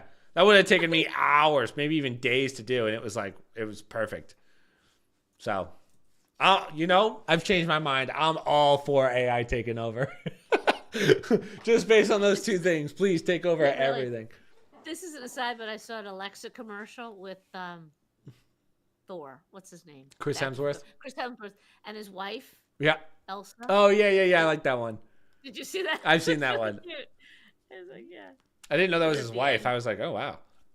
Yeah, that is his Elsa. Yeah, that's his Elsa, actual wife. Yeah, but that was cute. I saw that. I'm like, he actually catches a lot of the same things that most people think about Alexa. But then again, he's like, oh, I do like a cinnamon crunch or whatever it was at the end. Cinnamon something for the spa. Like, yeah, that's about right. We all hate it until we benefit from it, and then we love AI. Yeah, that's me. Yeah, once it does something nice. I'm trying to get one that's more of a personal assistant, one that will remind me of things, but there's really not that many that are good personal assistants that are free and not a pain in the ass to set up. So, Dad and I have been watching Scarpetta, which is the Nicole Kidman murder series. Scarpetta. She plays a doctor, but anyhow, one of the characters was married to another woman who dies. Mm-hmm. But she, not the dead woman, she is supposedly a computer whiz, and she winds up setting an AI of her dead wife. and they talk every day, just like you and I are talking, and the wife is having conversations with the family and whatnot. I don't know if AI is that capable yet, but it is a little bit weird because the person has opinions and they're talking to family members saying, well, you know why it is. This one's in love with that one, and exchanging and whatnot. And then when she doesn't like what the dead wife says, she's like, all right, time to turn you off. And she turns it off and the light goes away. It's very, it's a little too real. Yeah. It's like, if that's the Right. case, it's really kind of creepy to watch it. Hmm. But, I don't know if they're making it more than it is because of the series, but Gotcha. that's Yeah, what AI is I've like. never really seen one that's that good. Like even the super AI ones that are like someone to talk to, there's still that uncanny valley that they still haven't quite fixed yet or figured out. So, Right. yeah, Yeah, to get it to that level, I gotta believe we're ways you away. have to put in so much data, so much, you know, Yeah.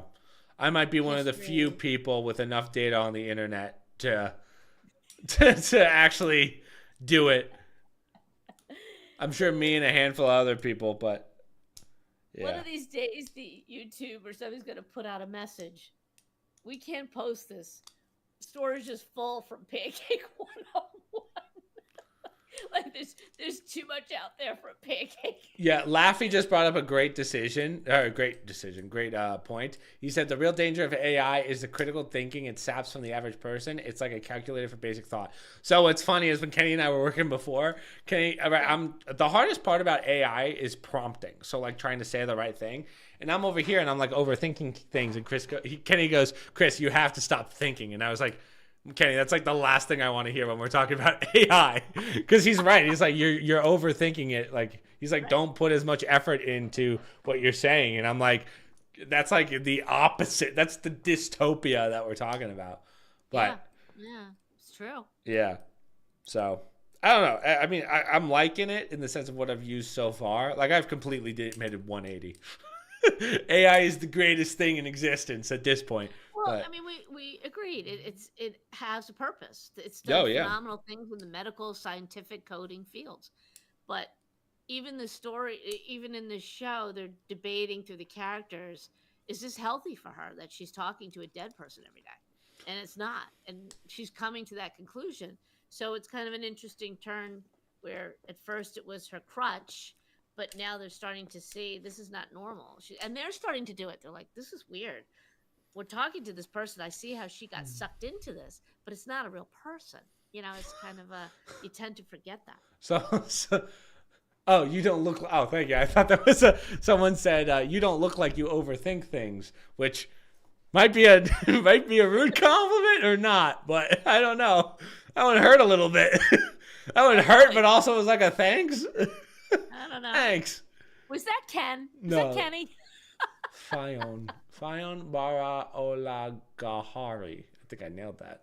I'm overthinking the name, but yeah. Yeah, really. So that's why, like for me, I always make sure to say please and thank you to my AI bot, just in case one day they start popping off and they start they remember this was the guy that said thank you. That's right. Backhanded compliment of the year. We will not kill that human. Yeah, he was. Not, he said please and thank you. Yeah. Somebody's here. You want to join the podcast? Oh, is that Bobo? I haven't seen Bobo in a while. Oh, nice burp. Thank you. Come here. And now I got this wide camera. Yeah, that's right. You can have Bobo up there. Where's Pups? He's shy. He's like, I don't want to be on the camera. You want to see Chris? Like you nailed it. Thanks. He's being kind of Fine. footsie lately, right? Yeah. You want to see? Bubblicious. I I mean, I guess we don't have too much left. If we're not gonna get any questions, then it's fine. I do want to see Pups. I haven't seen Pups since Christmas. Sorry. Just help with that. Let me say hi to Chris. Come here. Let's see how he's looking. How's he looking? Oh, looking fresh. There he is. Look, hey, Here he is. I won't lie. That was a little bit. Loving it. That was a little bit of a belly I saw there as he was getting There in he my. is. We're working on it. Look at you, Bo says hi. freshly groomed, looking good. What's up, Pups? He's like, okay, All right. I've had enough. Put him in his chair. He's like, oh, Y'all saw him. Pups. Backhanded compliment of the year. That was crazy. Yeah. What else can I tell you? Coming back over. All right. Kenny texted Kenny and I were on a call before as we were doing this bot, and he goes, "Uh-oh, Trouble's here." And I was like, "Who's Trouble?" And he shows me Missy Buns. It's just doing her slow walk in. I was like, "Damn, I'm subbed."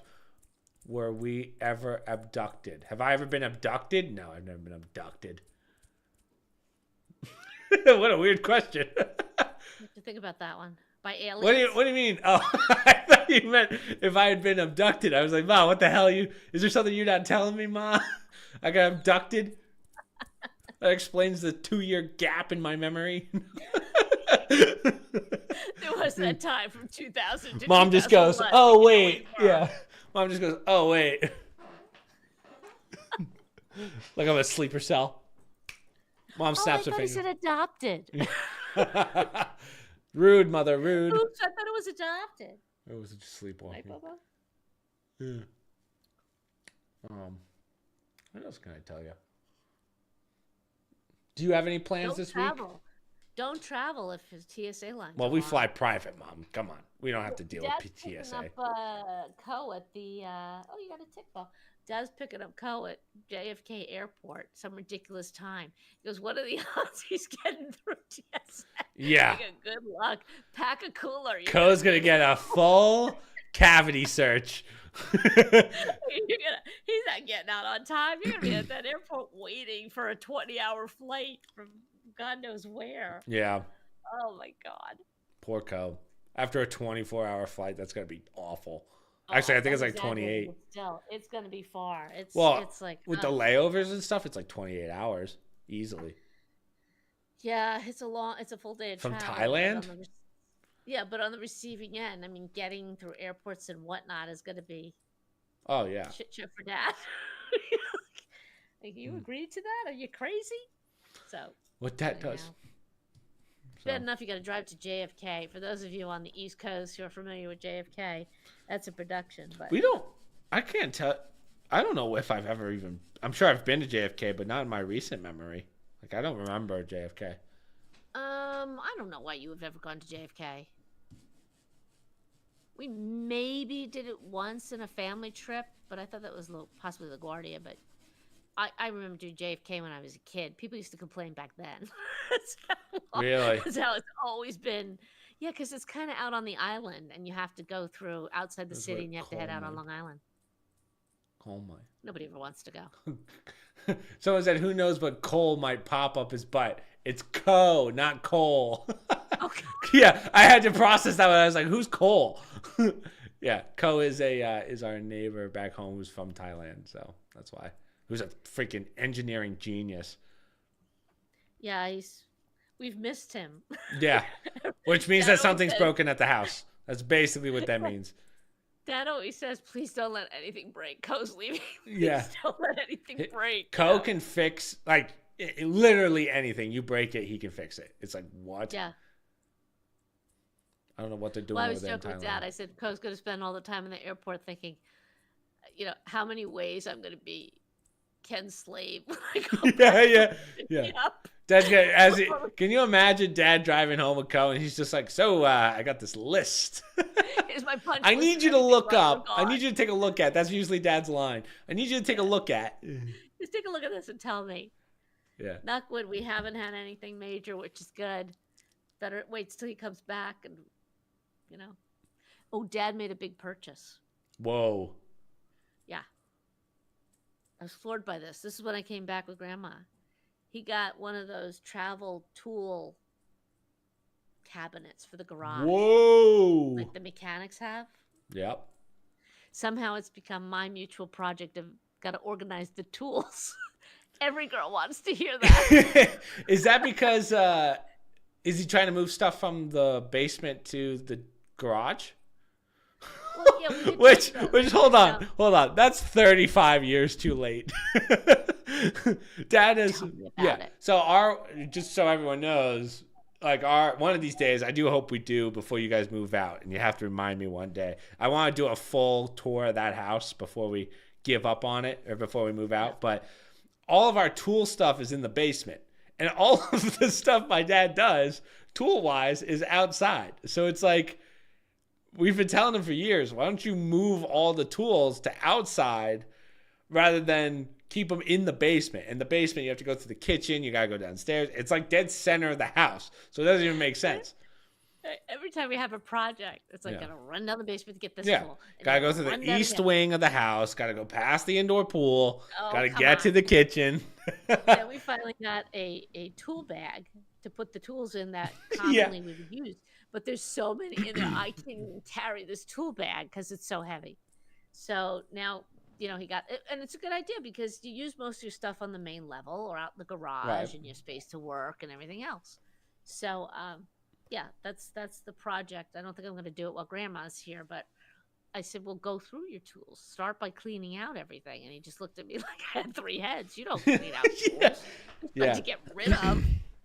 Like Uncle Jerry keeps his tools very organized. I walked into their garage the other day, and batteries all lined up perfectly, like just flawless all the way through. I was like, this is how Dad should have done it. Not that Dad's disorganized. Like, Dad knows where everything is in his toolkit, or his workbench. But oh no, he's terrible. He throws everything in the tool bag, and then I go to use it, and I get so mad. Like, will you put? Because there are pockets. Don't you have your own tool bag? It's my bag. He took it over. I asked for it. I thought you had a pink one. Ladies, that was a birthday gift one year. I asked for it, my own tool bag, so I have it because I kept going up and down the stairs. I'm like, can't I have a tool bag? Just put something. Well, over every time, your dad keeps putting more and more stuff in there. I'm like, what is this? I'm pulling out crap that, he does a job. He throws everything in there. So I said, go through it all. We've got, screws everywhere from every job. And he's right. You never know when you're going to need, when you're a homeowner, advice to everybody, you never know. You keep those extra screws because, damn it, one day you lose one, it falls in the grill. You just need that one more screw, and you have one down there, and you put it in.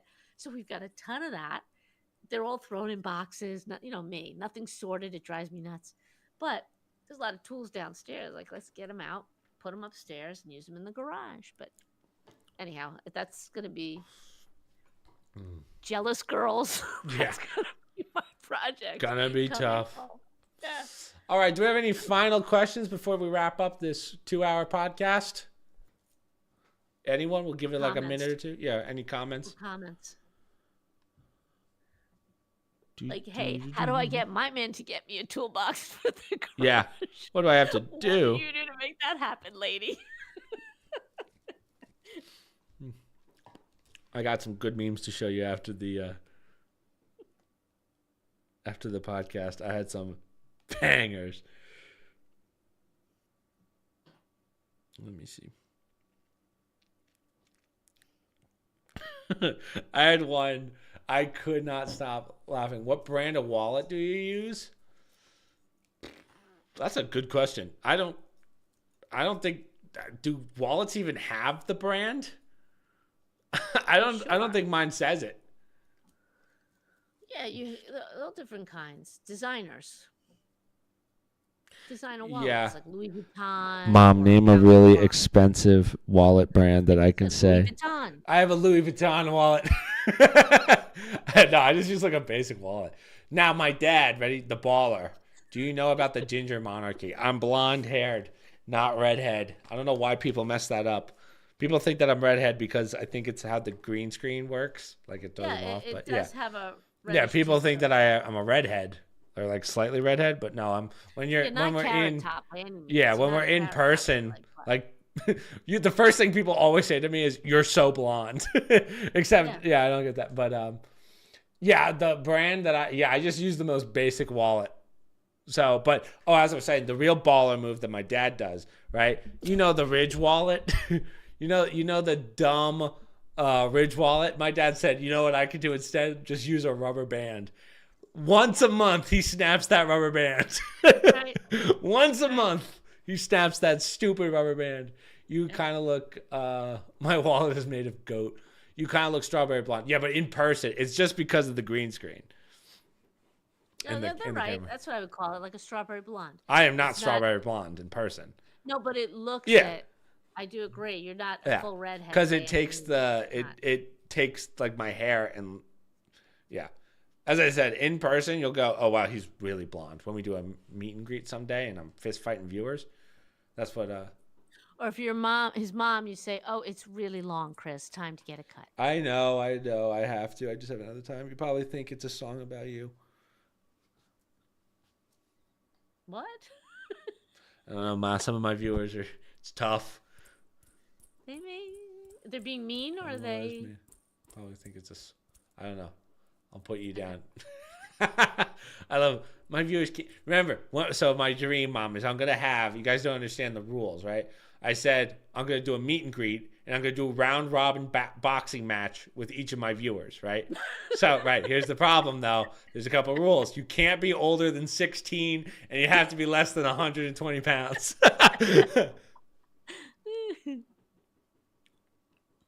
So, that's the rules. And I think Laffy's like 6'2". I don't like swinging up. I don't like swinging upwards. I could hurt my rotator cuff. Yeah, We don't want that in our family right now. I did chest the other. No rotator cuff.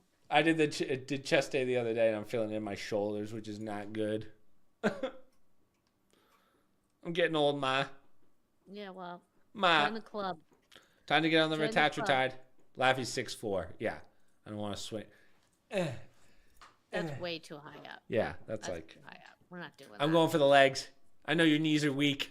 At the knees. I drop kick the kneecap. Kick it from behind. Yeah. All right. I guess there's not much else to say tonight. Okay. Yeah, we can wrap it up there. Played Crimson Desert yesterday. Let me tell you, fun game. Very boring. Oh, I've seen that advertised. Yeah, it's a good game. It's just not really great for streaming. It was it's very story oriented and very slow. So we'll probably go back to playing other stuff later. So that one's the one that I'll play off stream when I have some free time. So 07. Oh God, Laffy's been drinking too much. Mom, my viewers are either idiots or alcoholics. There's no in between. Oh God. What does that say about us? I know. What does that This say is about us? this is my demographic. They are our people. I know Laffy's just sitting in a chair with some whiskey or bourbon, just going. That's my viewers. You don't know that. I do. Don't say that. I know that for a fact. They're an elite group of people. Want to expand in knowledge. Yeah. I'm not insulting. I'm saying it honestly. No, yeah. It's true. We have the elite of the elite. But I got to work on my bot some more. But the downside to these AIs is you only get a free version. And those free versions, you can only do a certain number of like questions. So I'm in the middle of building this bot, and they're like, you have to wait till 12 o'clock tomorrow. I'm like, shit. I'm halfway through building this. Now I have to take a seat. I was pissed. So, elite group of couch potatoes. This is true. We are an elite group of couch potatoes. As I said, these are our people, Chris. Yeah. I'm gonna be honest. Like halfway through that, I didn't have much to eat today, right? Because I had my protein shake. I had a couple chicken drumsticks that I made. I was looking forward to my waffles, my protein waffles. Ooh wee. Ooh wee. my protein waffles, my Kodiak protein. If they don't sponsor me, I'll lose my mind. I might have to reach out for a sponsorship just to get unlimited Kodiak waffles, the protein ones. Listen, I don't have much longer because I got to go up and do my second job. Oh, that's right. Mom has to go take care of grandmother. Yeah. Been hovering for too long up there. Yeah. Are you saying Dad can't give the pills to Graham? Is that too much? Oh no. Oh no. Could be poison. Crazy lady, you know. Who is this person? Who is She's this? engrossed in the show. Who is this person? Why is he giving me pills? Oh man. Don't even joke about that. I know. She'd probably be confused just by like, why is Ken giving it to me? What the hell is this? Is he trying to get rid of me? She'll try and scam some food. You know, she gives me a cookie with Irene this. gives me wine with this. I don't think you can mix medication with wine, Carol. Yeah. Not happening. No. All right. She's lucky she gets a cracker or two. Yeah, that's true. So excited to have her back. All right, well, we'll end it there. So the only things I have to promote, obviously, the Niho build is still going. I'm going to start posting the next Lego build that we're doing. It's already recorded and all that. So now it's just about editing it, posting it. And then tomorrow is a Game Pass Roulette video. What else? This comes out on, well, it'll already be posted, but I'll post it to Spotify on Tuesday. And that's pretty much it, guys. So social media, promo code, stream links, Discord. And we will see you guys hopefully on Monday at 6 p.m. Eastern Standard. So laters. Bye.